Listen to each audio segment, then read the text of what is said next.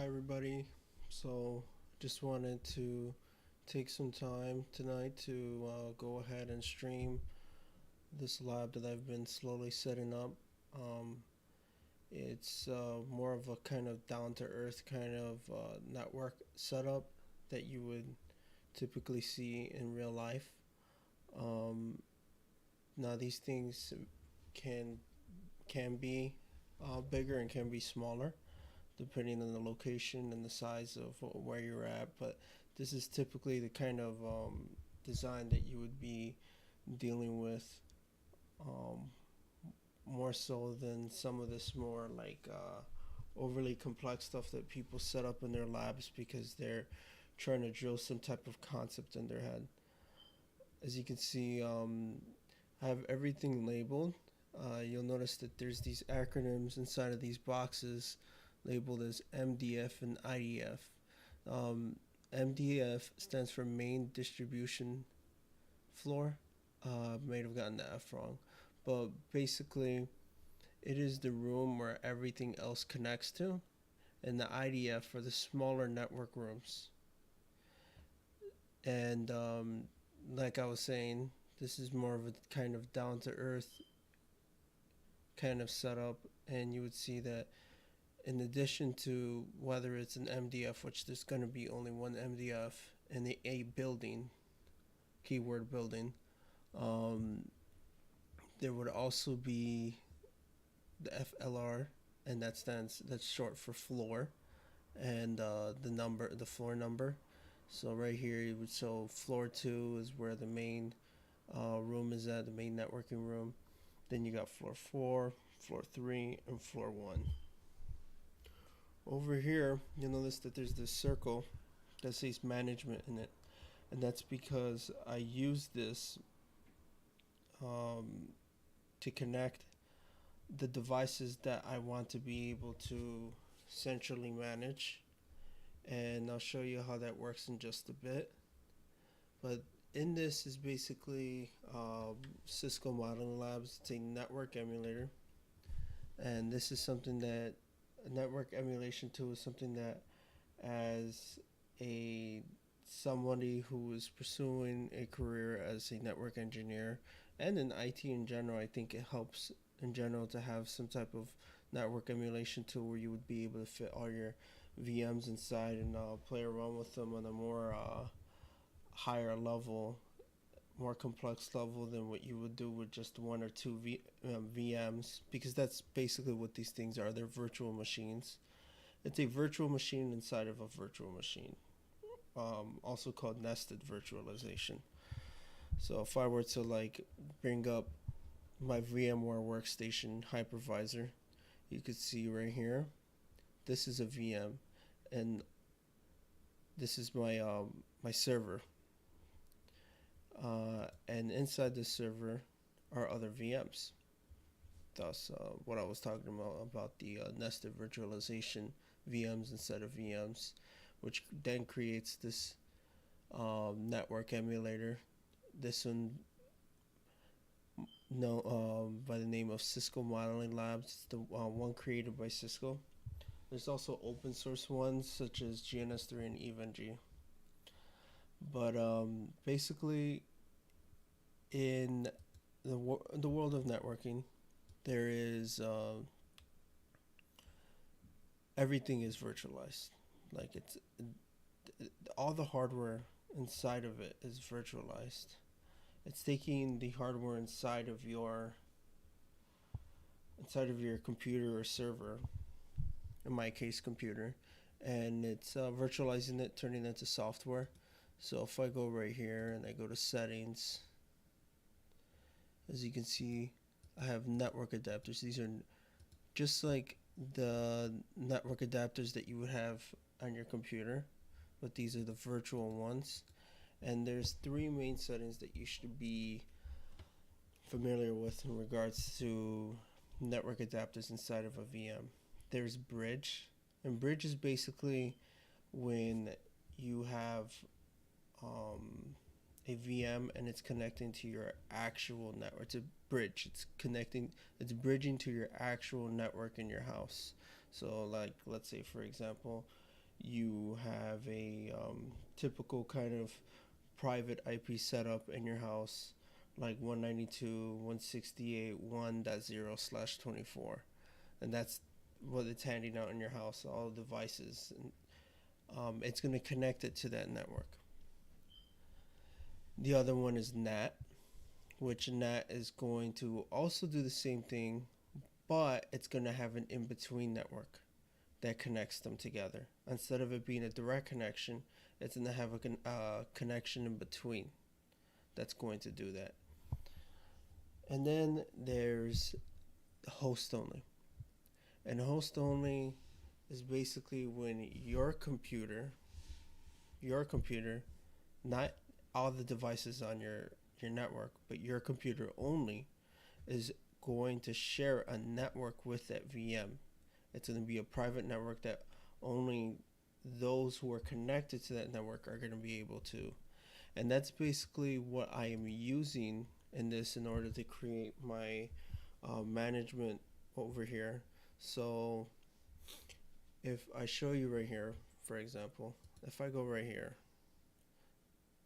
and let's say I click on this one, I go to the console tab right here, open the console, and I could see, based on some commands that I put in earlier, that the IP address that it was given on port 1, which is the port that's connected to the management bridge.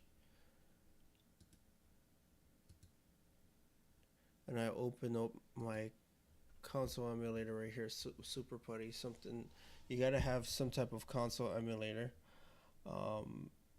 if you're gonna be dealing with networking. And typically you're gonna want to deal with something like Super Putty, or something similar to that in that realm, where you're gonna be able to keep all your tabs and have multiple consoles open at a time rather than doing it one by one. I want to double check. So port 1, as you can see right here, where I'm highlighting, it says set allow access ping HTTPS, SSH, and HTTP and FGFM. Now the one that I'm concerned with right now is SSH, because that is the protocol that we'll be using to console into this particular device. I'm going to go back to the Super Putty, and I'm going to enter into the host right here. Put admin for the username. I'm going to leave the password blank because I'm going to input that manually. And then I'm just going to click on the check mark, accept the warning, and now I'm going to put in the password. And now I can have this right here. I have the font put up bigger because by default it makes it really tiny. So now I can do everything that was right here. I can do this right here in my console emulator, because to have to do this through the same window that you have everything set up, it starts to get a little tight in regards to space and organization. So I'm just gonna go ahead and start putting in some commands. Now that I'm logged in, show system interface. This is gonna show how they're all configured. I got port 1, which I'm using for management, and is what you're supposed to use as management. That's why, but by default, it has, I believe, all of these set to allow access besides HTTP because it's insecure. But if you're using a free eval, HTTPS isn't going to work, so you're going to have to allow HTTP. And if you go ahead and press question, put space and then question mark, it will give you the actual IP addresses to all of them if there's IP addresses configured. And this is for the Fortinet, the Fortigate firewall. Each networking company is going to have a different type of CLI, which is something that you're going to have to get comfortable with, because it's very seldom that you're going to be dealing with one vendor in a networking career. You're going to have to deal with multiples. So understanding those like networking concepts and being able to translate it to any type of CLI is a vital skill in your career.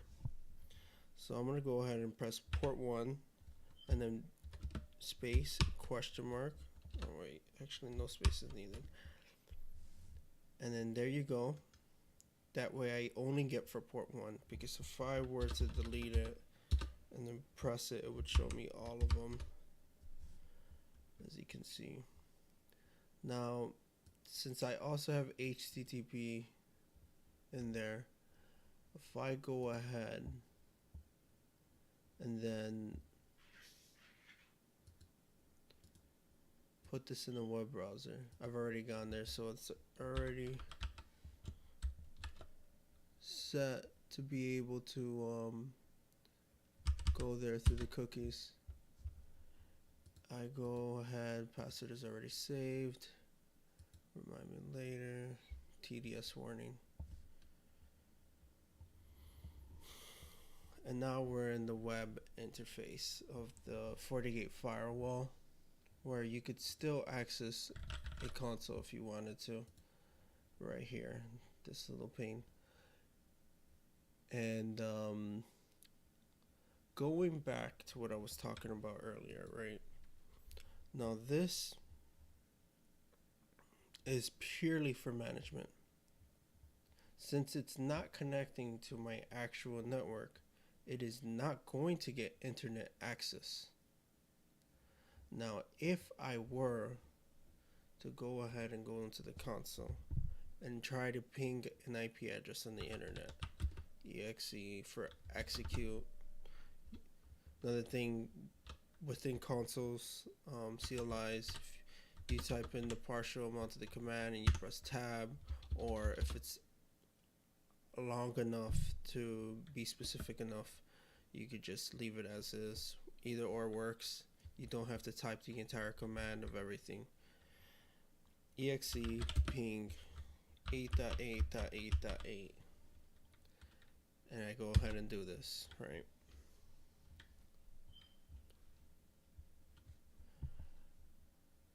It fails. It does not have internet access.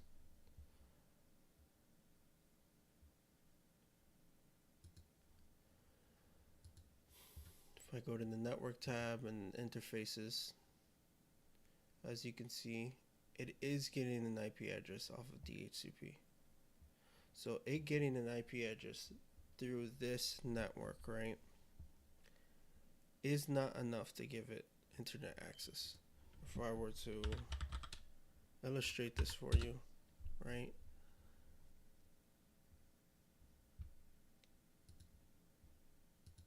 let's say this is my firewall.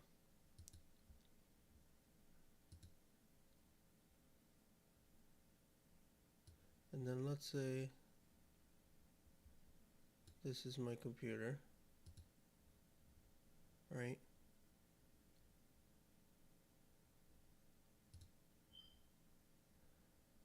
And let's say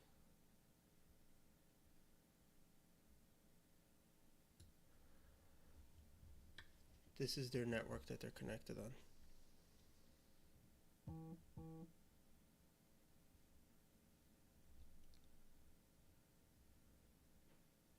Trying to see where they have the okay. Now in this case, we're on a 192.168.80, 192.168.80.0/24 network.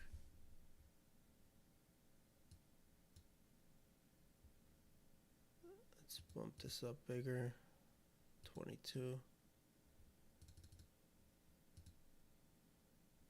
22, make that bold. Okay. This one has an address. The firewall has an address of 129. I'm pretty sure my computer probably has an address of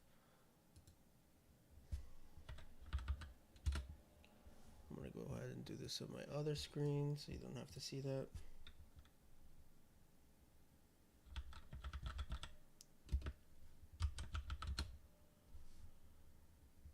Yes, it is that one.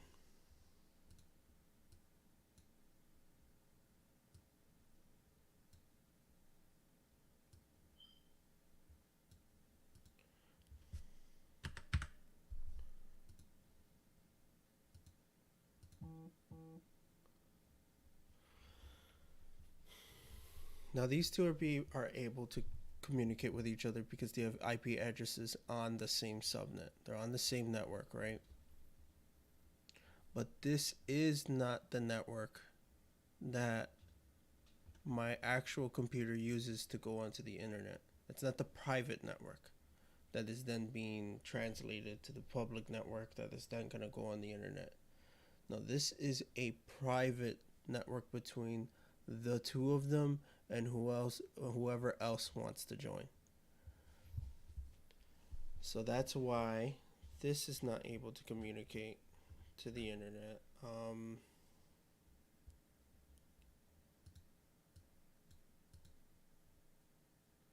So if they wanted to,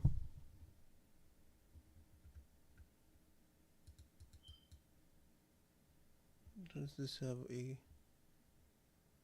wonder if this,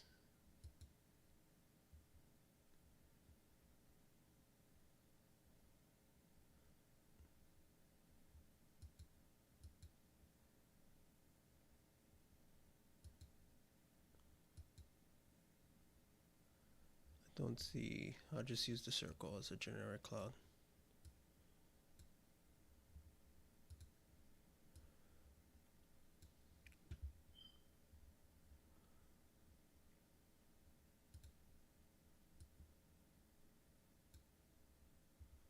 All right. Now this is, once again, this is my computer. This is the firewall. I could label it if you want.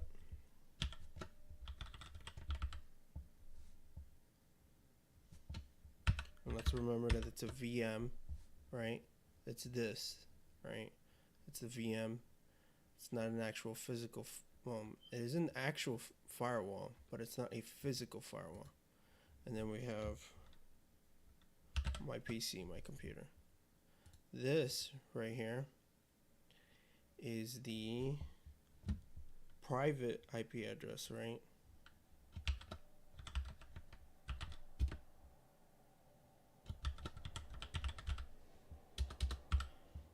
And I'm just going to give it something generic like 192.168.1.0/24. Not my actual one, but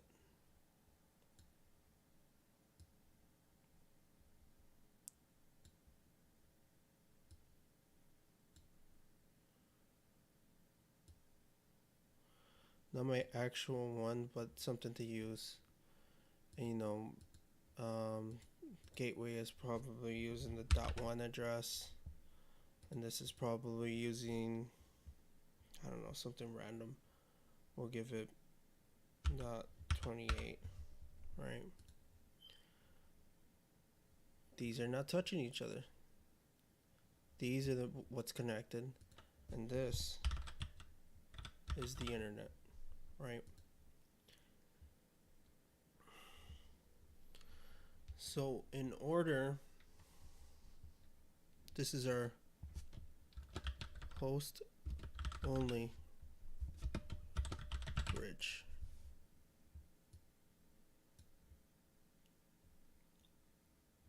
Host only. Or I'm not going to say bridge, that's a little confusing. Adapter, right? If we were to want to create something that would give this internet access, I would have to put it on this subnet over here, which I'm gonna do it like this.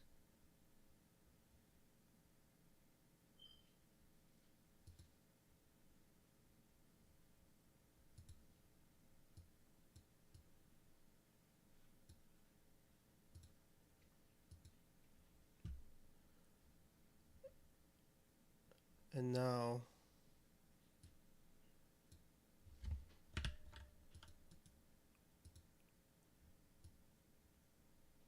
this is also on the same network.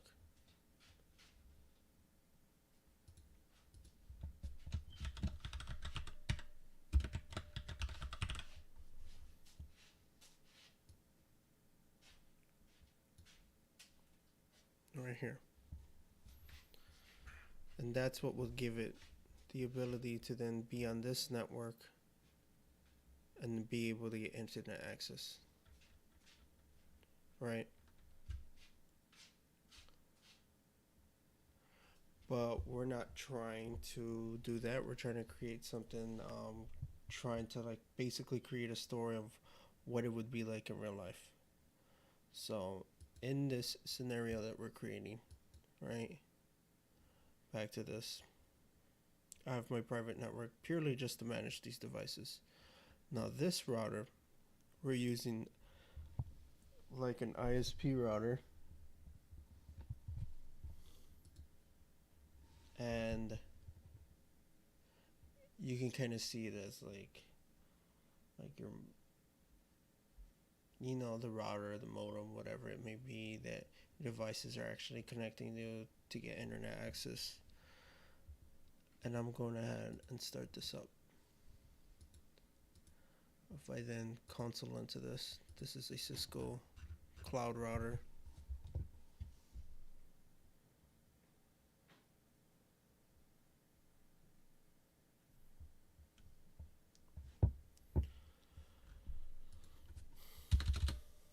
It's going to take some time to, oh, it's done.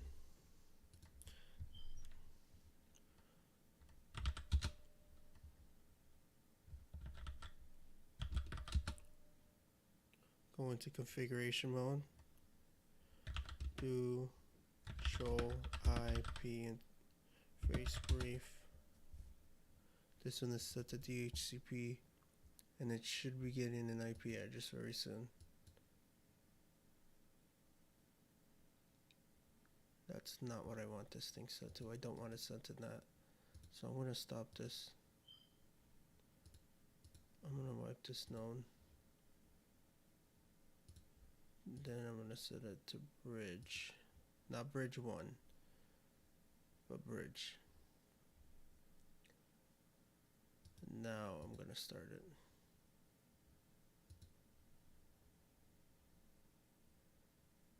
Console. I got an IP address. Let me see.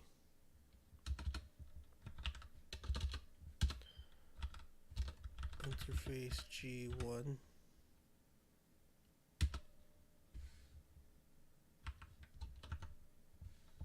Oh, double I over there.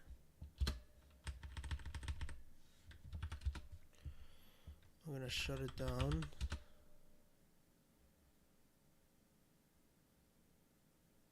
And then I'm going to turn it back on with a no shutdown. And I'm going to exit. And hopefully it'll get a new IP address in a bit.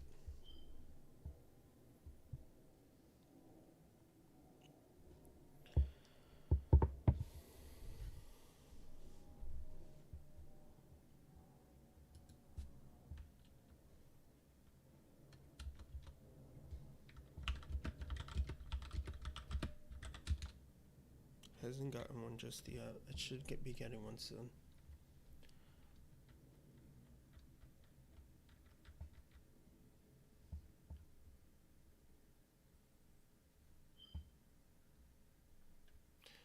Anyway, while that's loading, I'll show you the other firewall. This is 2. This is 1. This one has this IP address 192.168.80.130. Go ahead and open the other window.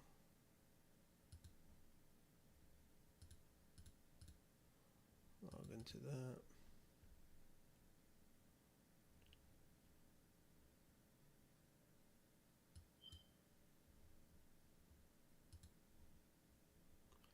If we go to the networking tab and the interfaces that it has, shows the same thing, has all the information that the command line also has.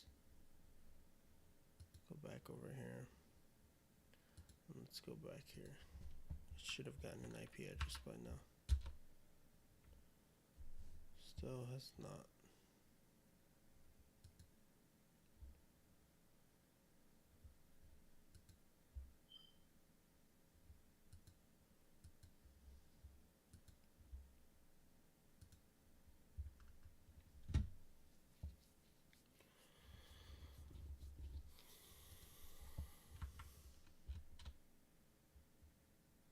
I think I'm gonna go ahead and restart this.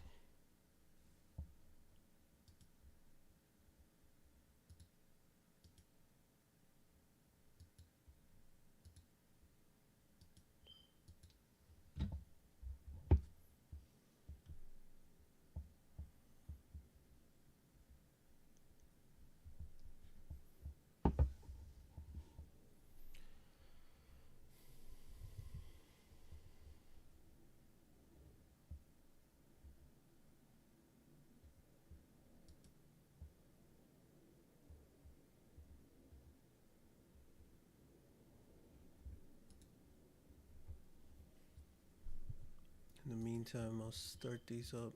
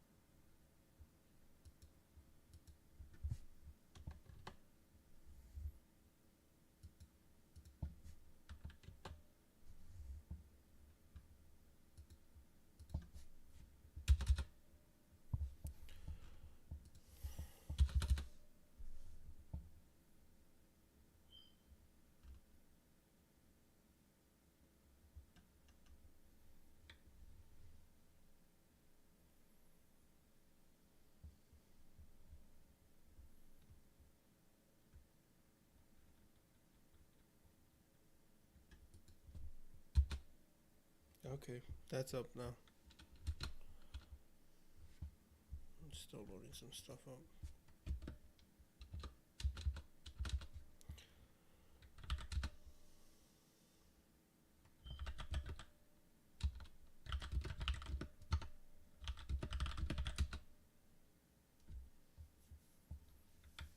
Still hasn't gotten an IP address for some reason.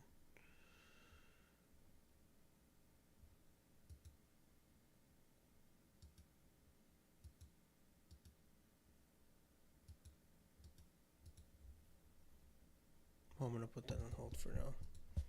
Start with this. Okay.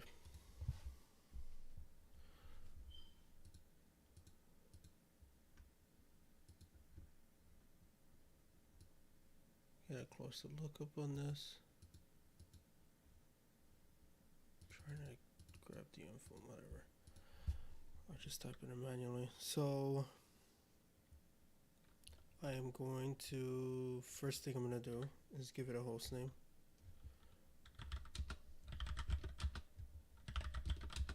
Go into configuration mode, host name, SW underscore STCK underscore MDF underscore FLR2. Trying to keep it as descriptive as possible, showing that it's a switch, it's a part of a stack. Stack meaning that these are both going to be working as one switch. It's in the MDF and it's on floor 2. And right by switch, you put 01 to signify which one it is exactly. Enter. Now it has that host name. I'm gonna save that real quick.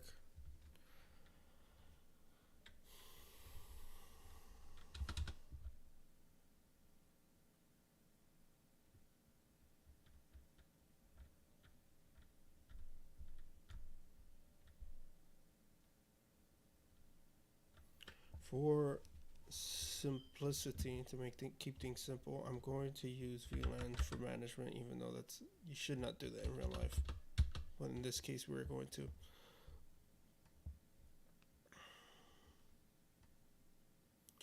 And we are going to create some interfaces for management. Let me check up on this again. I don't know what's going on with that. Why it's not picking up an IP address? It picked it up when it was in that.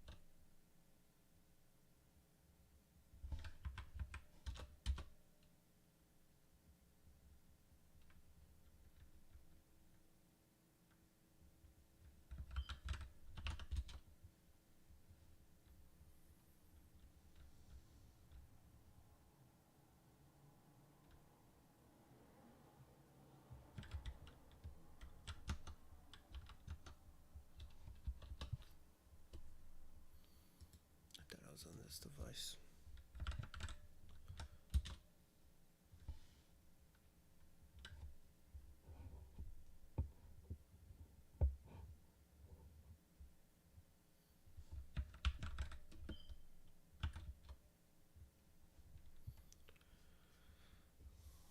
VLAN 1, name it MGMT for management.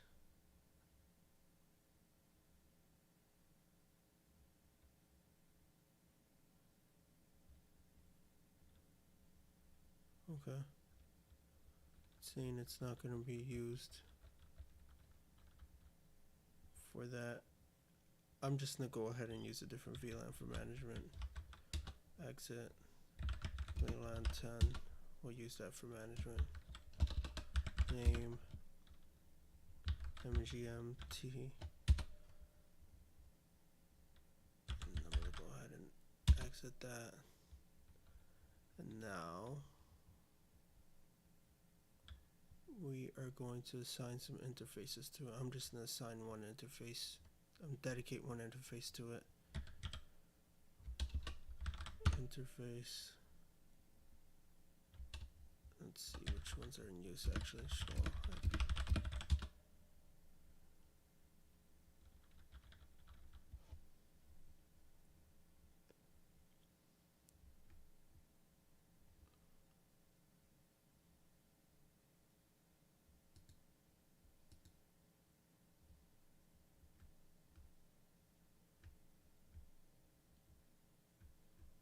So this still needs to actually be connected to that management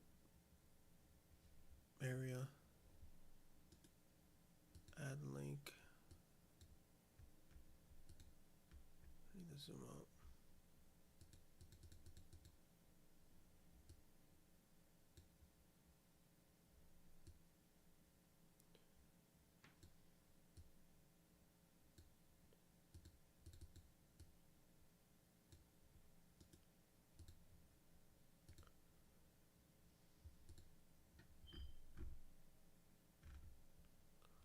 I'll use the last one.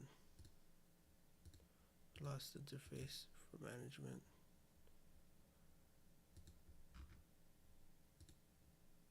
Create link and link. Last one. So that was G13. G13, come back over here. So G13 is the winner. Interface G13 gigabit interface 13. Switch port trunk encapsulation .1Q. You have to put the encapsulation protocol that it's going to be using for trunking. But you know what? Actually, I don't need to set this as a trunk. This is pure. This is going to be just for management. And so, switch port access allowed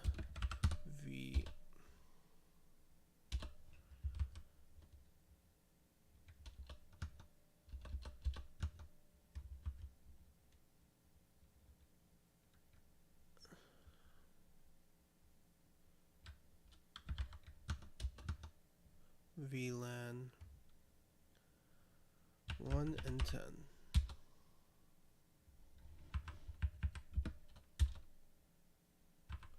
I am tripping. Access obviously means you can only allow one VLAN. I know that. So the main differences between an access interface and a trunk interface is that an access interface can only allow one VLAN at a time, and a trunk allows multiple VLANs at a time. So that was a minor brain fart right there. But yeah, setting this to the access, an access interface, and I'm going to allow VLAN 10 on it because that's what I'm using for management. I'm going to go ahead and do that, and then switch port access Nate.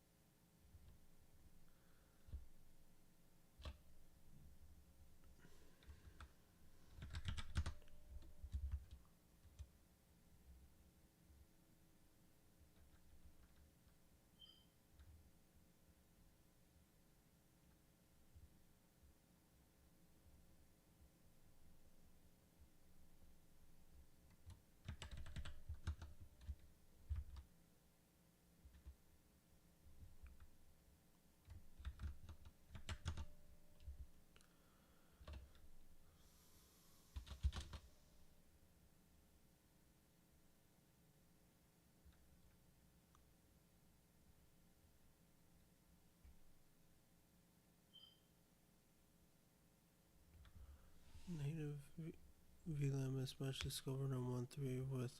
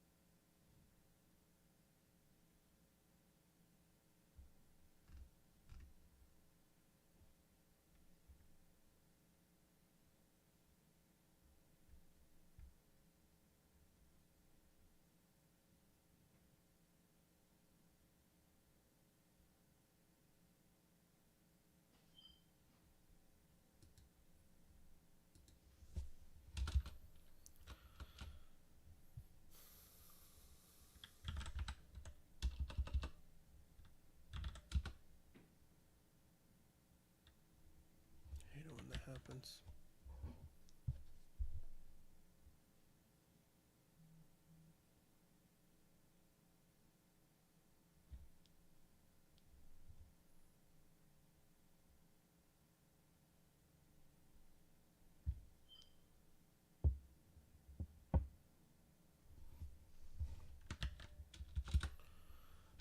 That warning should go away once I make some changes on this switch.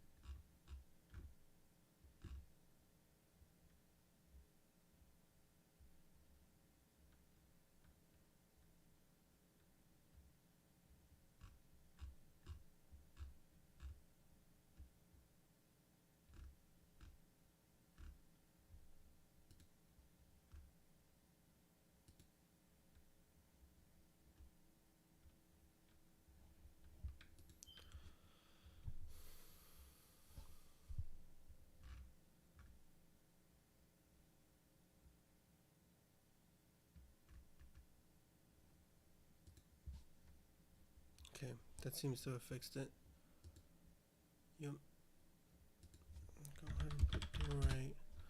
And I'm gonna go ahead and configure the host name to this one.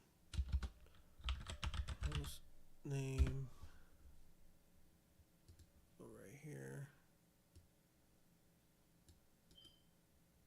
Copy and paste this and just adjust it. Let's say 01. I'm gonna add a 2 instead.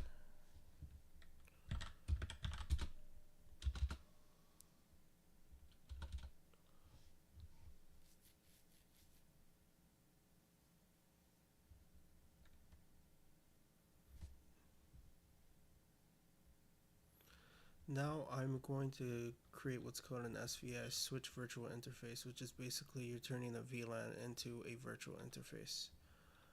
Go interface VLAN. Here's a neat trick though. Something that I can't quite do yet because it doesn't have an IP address for management.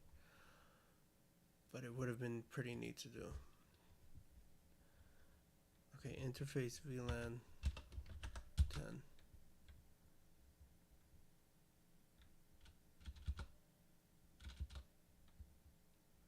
IP address DHCP. No, shutdown. Exit. IP interface brief. And it's gotten an IP address now. Gotta go ahead and do the same thing right here. I'm gonna create the switch virtual interface, which is basically turning a VLAN into a virtual interface. So IP, no, my bad, interface VLAN 10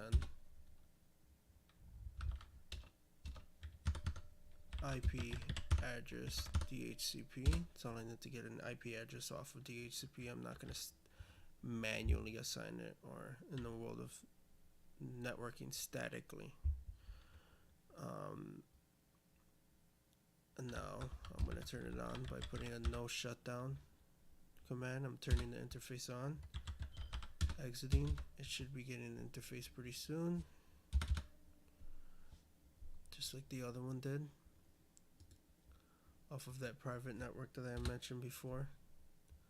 So now if I go right here, copy this, take out my putty,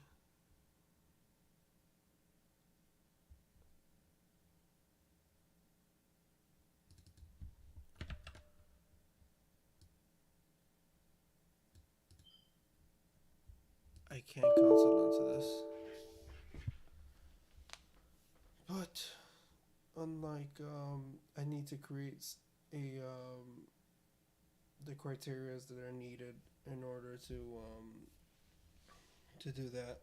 There are some other criteria that are needed. It doesn't automatically let you do that. But once those things are configured, I'll be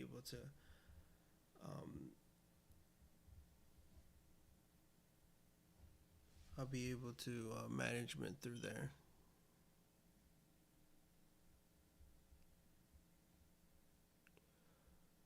There's only so much I can fit into this stream though, so I'll show you that it is in fact reachable. If I do a ping the address, as you can see, it is pingable.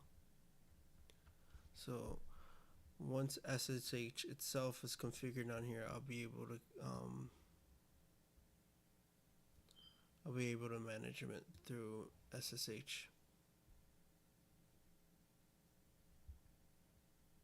If I go back over here, as you can see, this also got an IP address on the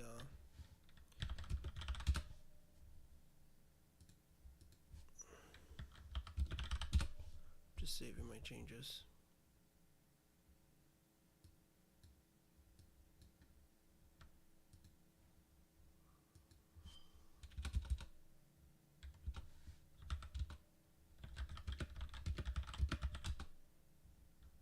I don't know what's going on with this thing, but I'm just gonna delete this.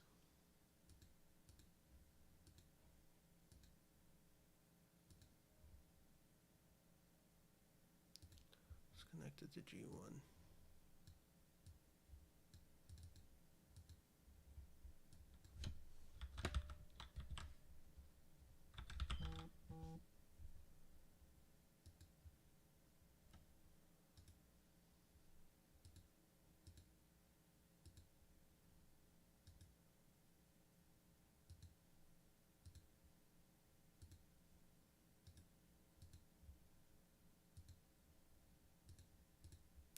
This is where you manage the server that's hosting all of these VMs.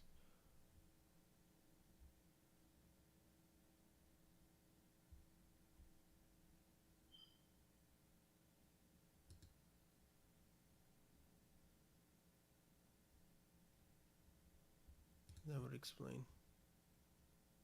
ENS32 needs to be assigned to it. That should fix my problems.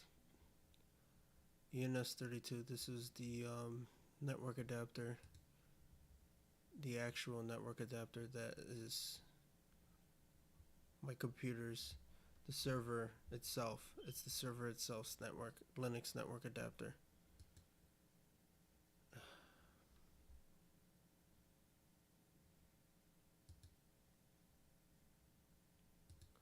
Great.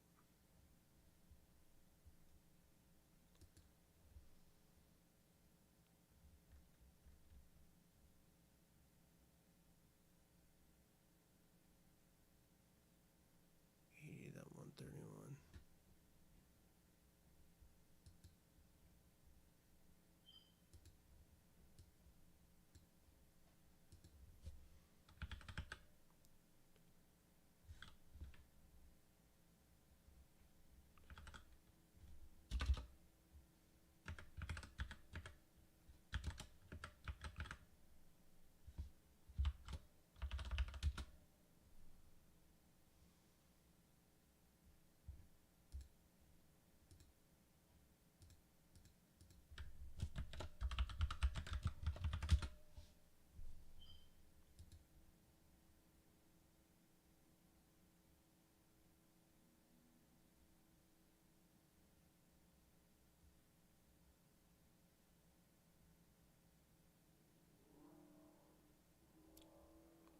Okay, all is good.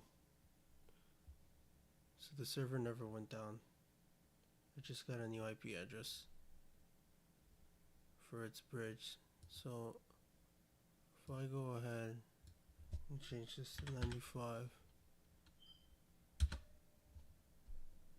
I should be connecting back up.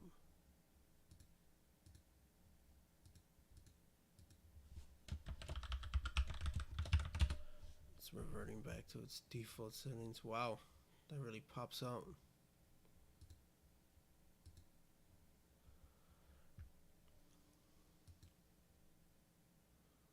Put that back into dark mode. Alright, now if I go right here,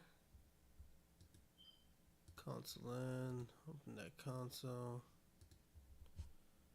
Yep, now it has an IP address 96. Copy that.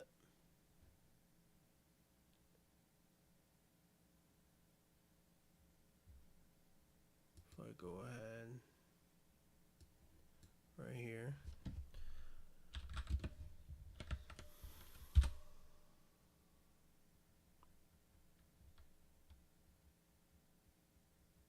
and as you can see, it is pingable. First ping failed because it was learning. The other ones were successful. Now the next thing I will show you is, oops, sometimes I get these command lines mixed up. Ping 8.8.8.8 should work, and it does. Last time I believe I configured DNS on it as well, so that should work, and it does. So here's the next thing I want to show you. If we go ahead and go right here, I'm going to do them both at the same time.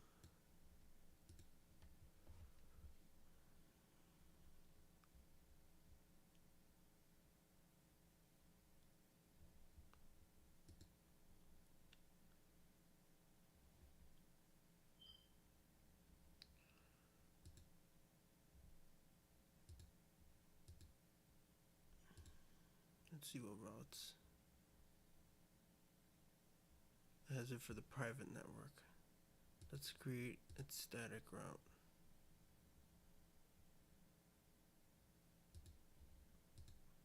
This is the manual route. The internet. This is what's called a default route. This is what you use to get connection to the internet. 192. First we gotta check if it's able to ping what you're gonna put as the gateway.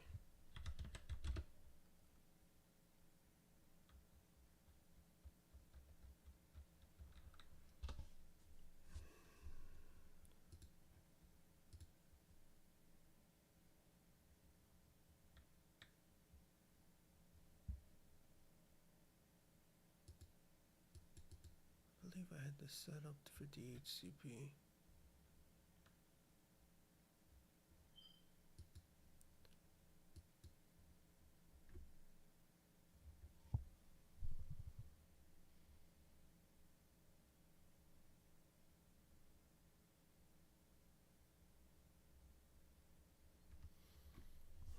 Some of my changes that I did last time, I didn't save them apparently.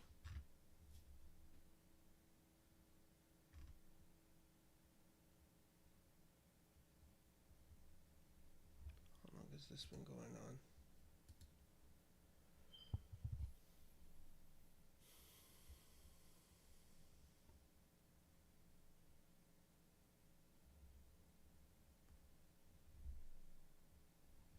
I guess I can go ahead and do this.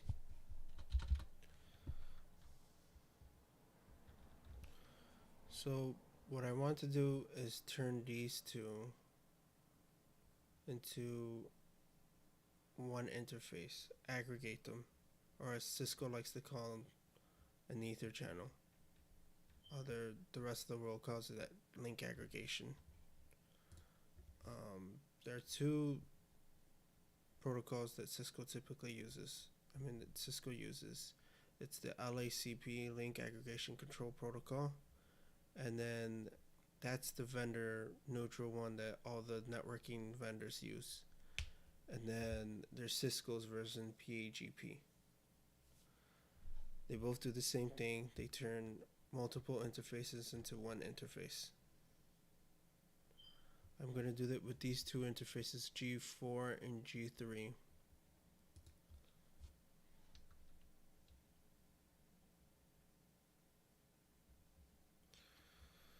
So, conf T configuration mode.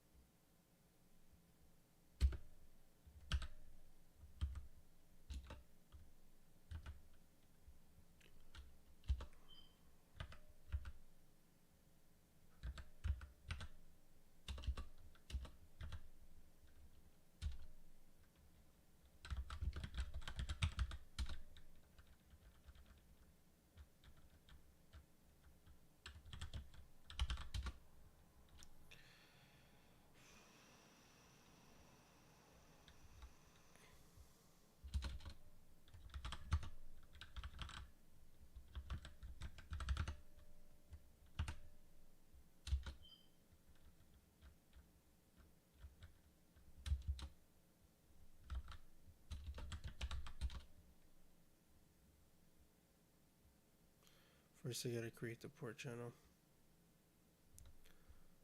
Go back to that. Those interfaces that I'm doing, interface G4 and G3.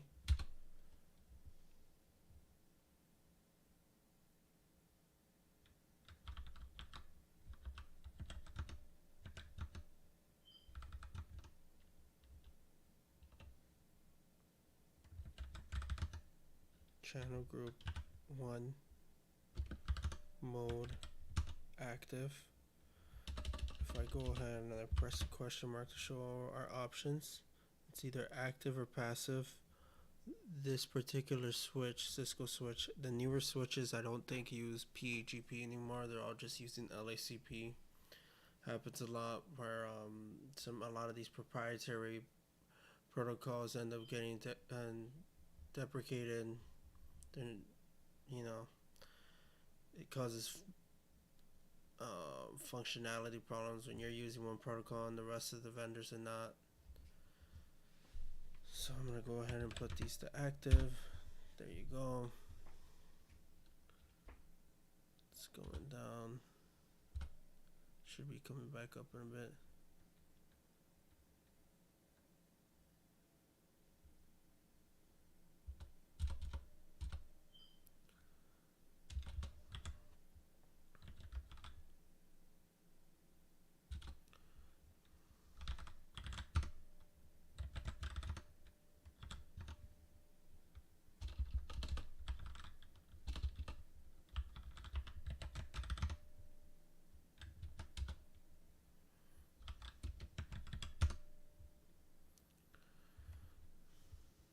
Ten dot 10.0.1 10.10.0.1 with a subnet mask of 24. I'm gonna go ahead and hit that. Last time I configured a DHCP server on it. I'm not gonna do it this time for the sake of time. And no shutdown, just in case. Exit IP do show IP interface B, and it's up.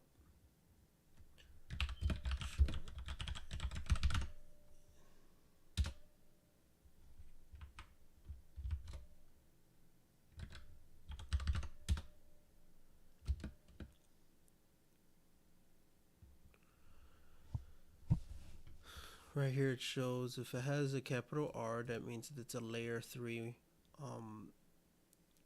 bundle, and if it has a capital U, that means it's in use or it's up, and RU as you can see.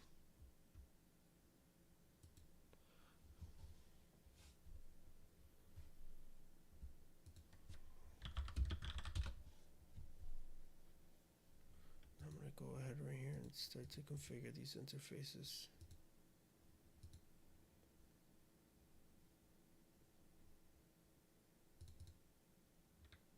I'm going to switch this to static now.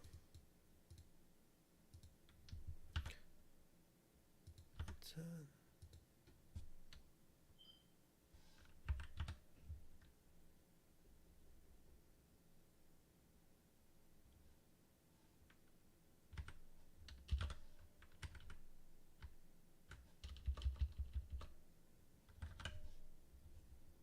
Ten dot 10.0.12.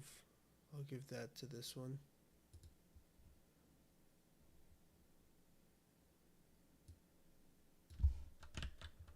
And then to this one. 10.10.0.11.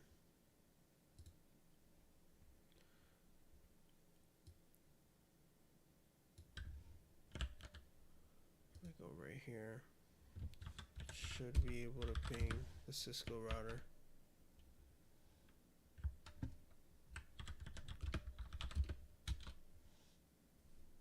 And it is able to.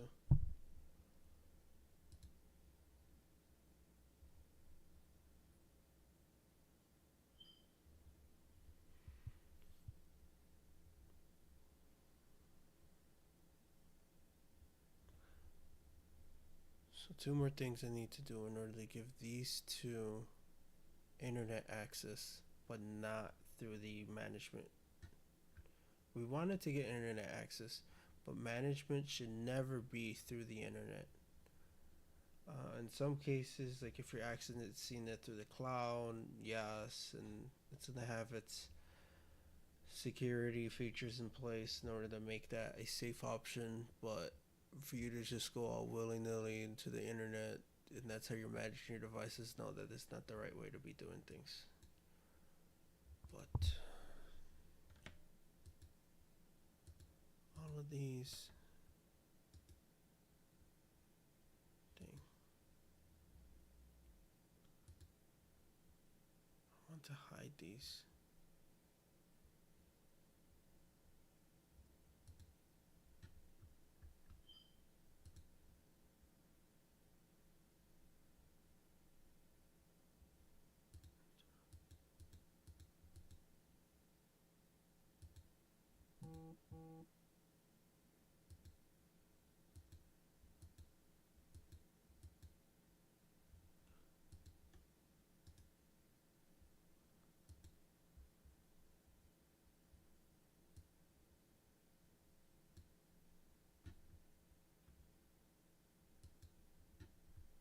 There you go. Make it a little cleaner. I don't want all of these management interfaces just showing all the time. They're there, but now they're hidden. Makes it look a lot cleaner.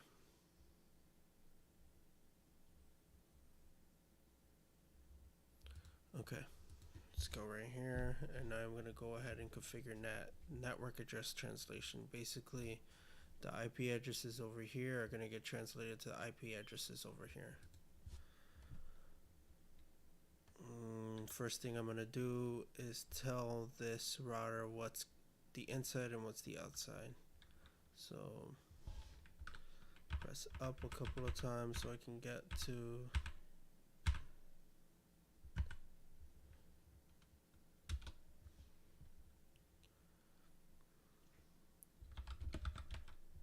that inside. Exit. Interface. G1.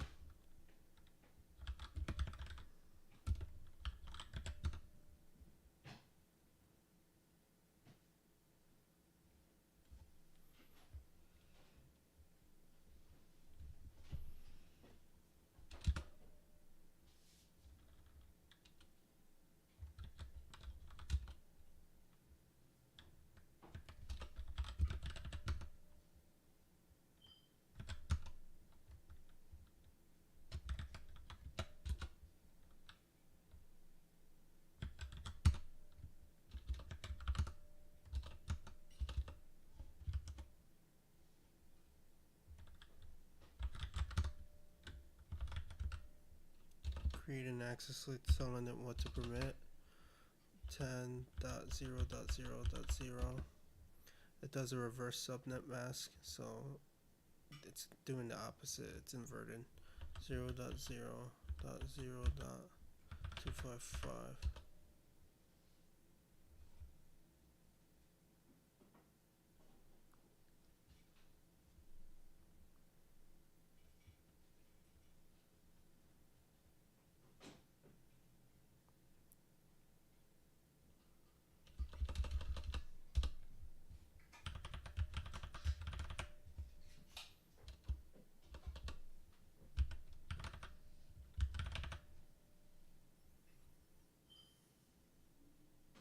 Giving it a /8. I don't care about the 10 at the beginning.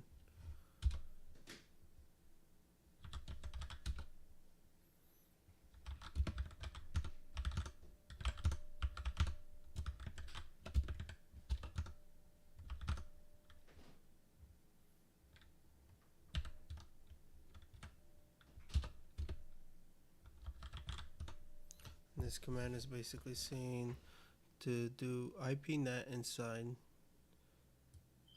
doing inside NAT with a source list that we just created named NAT on interface G1, and we're overloading it.